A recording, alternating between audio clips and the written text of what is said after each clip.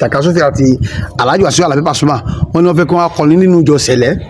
Àwọn tí wọ́n jẹ́ olùṣọ́ headquarter Sẹ̀lẹ́ ní Kétu wọ́n ti jáde wọ́n ní irú ẹ̀ kò gbọ́dọ̀ ṣẹlẹ̀ nínú ìjọ Sẹ̀lẹ́. Ṣùgbọ́n Portable tó fẹ́ lọ kọ níbẹ̀ ó sì ń sọ pé wọ́n ti fún 5 million ó dẹ̀ fẹ́ lọ bẹ̀. Eléyìí sà ṣó tiẹ̀ yẹ kí arírú ẹ̀ nínú ìjọ aláṣọ funfun. Thank you very much. Mo like àwọn journalists. Wọ́n máa ń gbótùpá àtùpá wo ibi òkùnkùn. But ibi tẹ́yìn wọn kọjú síbi típa kan wọ́n wà wọ́n wò. Àti ẹ̀dúgbẹ́ pé Portable náà ṣe pè lélẹ̀. Gbàdó bá yá wọ́n ti máa pe Korodóhùn. Ẹ mọ reason why. Nígbà tó bá rí wèrè tó já sí títì bí irú Portable. Pẹ̀lú bó ṣe ń ṣe yàlàyàlà bí ẹni tó yẹ kán mú lọ sódò òṣàn. Kán ṣọṣẹ ìṣẹ́gun. Dẹ́n kán ṣèwẹ̀ fún. Kán wá gbé síwájú Olúwa kì í ṣe inú pẹpẹ o. Kán gbé síwájú Olúwa ní church kán faṣọ pẹpẹ bò. Tán wá ní wọ́n fẹ́ wò ó ní wèrè ló ń wàásù lórí ìta.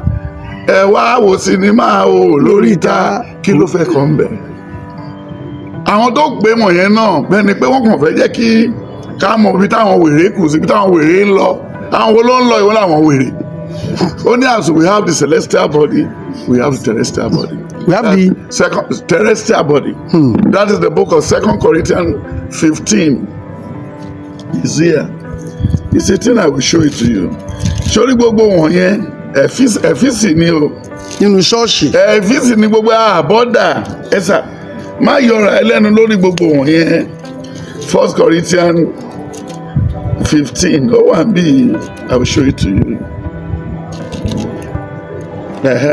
1 Corinthians 14. Only from verse 26. Only as we have the celestial body, then we have when you read the whole 14. Ó ti ṣàlàyé. Kò sí kan tí Portable fẹ́ kàn bẹ̀.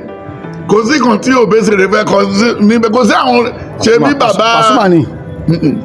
Bàbá tó wà ní Ògùdù. Cardinal ọdún òbákú. Ó ti mú Obesere lọ sínú church ẹ̀ lọ́wọ́ kọrin rí náà. Then Genesis ti ṣe tiẹ̀ ní táìmù yẹn ó ti tẹ́ sí i. Then àwọn eléyìí náà ṣe bí nígbà tí wọ́n bá lóun kó 5 million lẹ̀ pé kẹ́nìkan wá kọrin èló náà dání kórè. Then ṣé cathedral ní church yẹn bó bá tẹ̀ jẹ́ cathedral ṣé kò sáwọn tí à ń jẹ ń bẹ̀ tán lè fún lówó kán lọ fi bẹ̀rẹ̀ òwò but ó ní tó bá débi tán gbé ń parọ́ tó bá débẹ̀ èrò rẹpẹtẹ nìkan bí eléyìí là máa bá ń bẹ̀. Ṣé bá ṣe náìtì ń bì kò sẹ́ni tó jà kò sẹ́ni tó mu ju coke even coke pápá àgbà kan mu ice sobo and bottled water. Àti ṣàwámà. Then wọ́n dẹ̀ tún jẹ odidi màálù kan tán ṣé náìtì kan tó tó yẹn ẹ jẹ màálù kan tán. Then a kọ́ wàásù nípa ìfẹ́ bóyá ẹ ṣọ́ra yín ẹ̀yin yúùtù ọ̀dọ̀ yín lèṣù máa ń gbé o nígbà tí èṣù máa kúrò lọ́rùn wọn ní èṣù òde gba freedom kó tó máa lọ lóhùn ní ìdí ẹ̀ wọn náà bó yẹ kó fún ẹ ládírẹ́sì ibi tó máa dé sí ó ní kò ní ìdí o ti lọ sáyé rí náà olóòtú ń lọ náà nìyẹn ok o níbo ló dẹ̀ fẹ́ dé sí ọlọ́run fẹ́ dé sí ìgbà àyà àwọn youth kan níbẹ̀ ni o ti bá àwọn youth sọ̀nà nínú tó ń bá ti gbó kòkòrò dání tó ti gbélé dání tó dẹ̀ tí mọ́bìnrin dress tó ti tọ́mú ẹ̀kan ti yọbọ́ tí yóò tó mọ́ pé àwọn àwọlé and really dàárọ̀ yìí àwọn olóńpa bàbá wọn youth àwọn olóṣèlú ok tí Portable bá gorí orí pẹpẹ ń bẹ̀ tẹ́mi bá bẹ̀rẹ̀ sí lò tó bẹ̀rẹ̀ sí gbó bí ajá ṣé kò parí ìjọ ẹ̀mí ló ń bọ̀ á bá tiẹ̀ pàdé ìjọ ẹ̀mí ló ń bọ̀ ẹgbẹ́ ní ṣàìsẹ́dà kó reduce ọjọ́ ayé ẹ̀ àbí kó gbọ́jọ́ ọkú ẹ̀ nìkan ní méjèèjì yẹn ni o bàbá Bámẹ́kẹ́ wọ́n pè ní òun ni the most powerful prophet in this after Papa Ọ̀ṣọ́fà takọ́ gbórúkọ ẹ̀ Olida Johnson Bámẹ́kẹ́.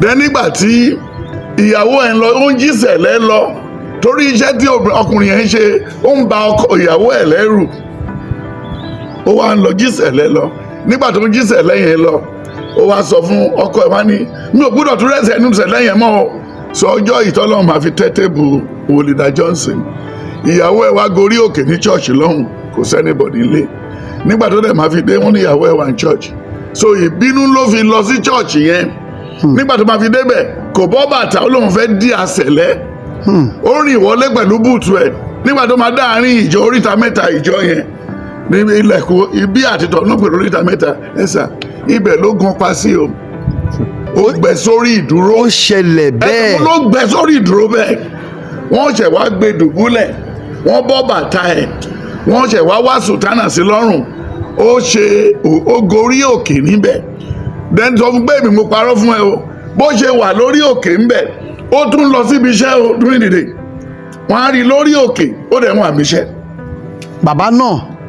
ó wà ní alágùntàn tó bá fẹ́ kí n mú ẹ lọ́bẹ̀ wà mú ẹ lọ́bẹ̀ wà lọ́wọ́ interview ẹ̀ so ẹni tó bá mú sẹ̀lẹ̀ gẹ́gẹ́ bí ìjọ ẹ̀mí á rí tiẹ̀ ṣe nínú sẹ̀lẹ̀ o ṣùgbọ́n tó bá mú ní ìjọ tí yẹ ká lọ́bẹ̀ ká lọ mú ìyàwó yẹ ká lọ́bẹ̀ ká lọ dàbẹ̀rú yẹ ká lọ́bẹ̀ ká lọ ṣe gbogbo ẹ̀ tí ẹ̀mí mímọ́ bá mú ẹ ó dàbí ẹni tí ó ní wárápá tó tún lọ kọ́ wrestling ní part 2 masters ẹ̀ ló lọ ṣe yẹn ọjọ́ tó bá dẹ̀ wá níjà bẹ̀rẹ̀ tí wárápá bá dẹ̀ ti ta sí tí ọmọ pé ẹnìyẹn ti gba bẹ́ẹ̀rẹ̀ ó ti gba okùn ó ti lọ́n tiẹ̀ nígbà tó wọ́n wọ́n lẹ̀ tí wárápá yẹn release ẹ̀ fún dídí 1 hour wọ́n láti náwó ẹnìyẹn sókè kó jà dúró tì í ni ó ti win àbí kò ti win so ẹ fi portable lẹ̀ kó má ṣe làwùlàwù tiẹ̀ iná ọparun àti iná ọparun àti iná pákó ìkan lágbára ju méjèèjì o kó má débẹ̀ ló ti dà kó má lọ bẹ̀ because ẹni tó ní ìjọ ẹ ti kọjá nínú ìjọ yìí o ẹni tó bá ríran á mọ̀ even dórí olórí wa pàápàá olúwa máa gbọ̀n yọ̀ ń sí láìpẹ́. olórí ìjọ. bẹ́ẹ̀ ni gbogbo wọn ti ń lọ ó ní eléyìí tó ń ṣe àbàṣà yìí ti tó so that is the reason so but ìwọ ló béèrè question but mo ti ń kọ̀wé 2024 bẹ́ẹ̀ni wọ́n á rí gbogbo ẹ̀ bẹ́ẹ̀ so nǹkan tó lọ́run sọ nìyẹn gbogbo accountability tí o ṣe everything ó ló máa béèrè ní next year. nínú ìjọ sẹ̀lẹ̀. bẹ́ẹ̀ni gbogbo ìjọ náà ló wà ọlọ́run ò gbowó lọ́wọ́ èèyàn ta ló ń gbowó ta ló ń bá CAC rẹ̀ mí tówó tiẹ̀ sọ ọ̀dọ̀ Jésù kò sí ta ló ń rẹ̀ mí tówó rìdíìmù sọ́dọ̀ Jésù tí wọ́n pín náà ní committee kan the last committee náà ló máa decide yẹ ó lè pọ̀ jù ó ní ìdájọ́ yóò bẹ̀rẹ̀ láti inú pẹpẹ sọ́nà tó sọ nìyẹn so ẹ fi mo bẹ Portable àti ọmọ kékeré kó má tẹ̀rí sí kú kó fi ilẹ̀ tó bá lọ ọbẹ̀ nǹkan tó máa ṣẹlẹ̀ sí òní dá ẹni tó níjọ ti sọ̀kalẹ̀ sí pẹpẹ o ẹni tó níjọ ti sọ̀kalẹ̀ sí pẹpẹ ó ti sọ̀kalẹ̀ sí pẹpẹ ọjọ́ tó ń lọ tì mí mọ́lé sí ìdìmú wọ́n ní mo bẹ́ nìkan ta mọ́tò ní Germany wọ́n ní mi ò kówó fún irọ́ dẹ̀ ni mo ti fi mọ́tò mi pààyàn wọ́n ti pè mí síjọ́ olúwa tipátipá June 29, 1995 ọjọ́ tí Chinarambo ọjọ́ yẹn lẹ̀mí yẹn sọ̀kalẹ̀ tí Chinarambo take over the whole Lagos so an accident in 12 o'clock I yanjú everything so ẹnìyẹn mo gbé lọ sí mortuary àparí gbogbo ẹ̀ then ẹ̀gbọ́n Rafiu Ogunleye the deputy governor of Ogun State ní time yẹn so nígbà tá a dẹ̀ yanjú ẹ̀ ṣé ẹ mọ̀ pé ọjọ́ tí àwọn afẹ́ dájọ́ tí adájọ́ rò pé bóyá tó hate Sẹ̀lẹ̀ ẹnìkan dìde láàrin crowd ó dẹ̀ ṣàlàyé ó ní I was just posted to Ọ̀gbẹ̀rẹ̀ I was handed over this file to come to court by force I must come, it's very important and when they opened the file it was my file they said Prophet Marcus has no case to answer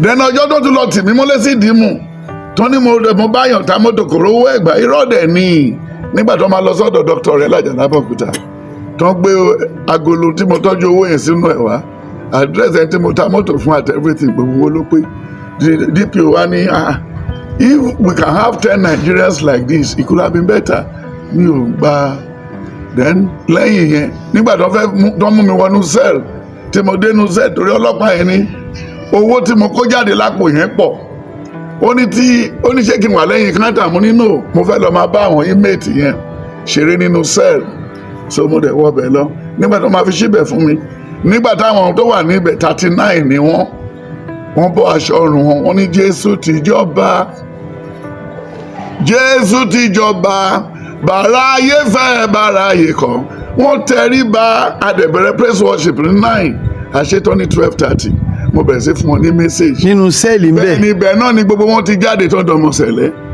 ẹ jọ̀ọ́ ìgbéga ìjọ yìí ni ká máa wá gbogbo olùṣọ́ àgùntàn ká be careful when you look at the hymn 636 ó ní ẹ̀yin olùṣọ́ àgùntàn ẹ̀yin olùṣọ́ àgùntàn ìpè àánú ni èyí tí ayé fi ń pè yín ẹ yí padà kúrò nínú ọ̀nà ìbàjẹ́ yín. That's what he said.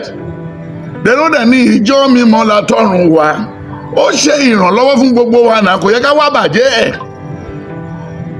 Then most of the whole thing tó máa bẹ àwọn tí wọn ò pè ló pọ̀ ju ẹni tí wọ́n ń pè. Tó bá bèrè lọ́wọ́ olùṣọ́ àgùntàn wọ̀nyẹn sí sẹ́lfóònù wo náà fi pè wọ́n bóyá Nokia àbí bóyá kò sí wọ́n kàn já lónìí. Ìgbà tó ti gba bí tọ́nà ò ti sí mọ́ wọn ní Ọlọ́run ti pè wọ́n. Ó dàbẹ́ ẹni tó ń ṣe hairdresser ọkùnrin tó ń ṣe hairdresser kí lọ́gbọ́n níṣẹ́ wo ló ń ṣe Ọlọ́run máa ń dirun fáwọn èèyàn ní Yaba òun ṣe irun ẹ̀tọ́kùnrin tóbìnrin ló ń ṣe irun fún ẹni tó ti lágbèrè tẹ́lẹ̀ nígbà tó bá bẹ̀rẹ̀ sí fokó gbó nu àwọn obìnrin yẹn lápá irun ajábọ̀ owó mọ̀ túmọ̀ rìdíìmù táìmù rìgímà àyà rìgímà with the Lord is good we will rìgímà bàyà everywhere you go yẹn náà mo fi bẹ̀rẹ̀ rìdíìmù rìgímà not rìdíìmà o wọ́n rí ìgímọ̀ lórí ọ̀kadà ibi tá a bá dé rè so ẹ jọ̀ọ́ ẹ fi kí Portable kó fi tiẹ̀ ṣe tiẹ̀ kó máa lọ lé ẹ o kó sí nǹkan tó fẹ́ kọ́ ń bẹ̀ o tí ò sí nínú ìwé orin wa gẹ́gẹ́ bí abiyamọ àtẹni tó mọ ipa tí Celestia kó wọ́n ti gbé èèyàn 5 sínú Mercedes Shagari type Mercedes amúrọ̀bà 5 ni mo kó sínú ẹ̀.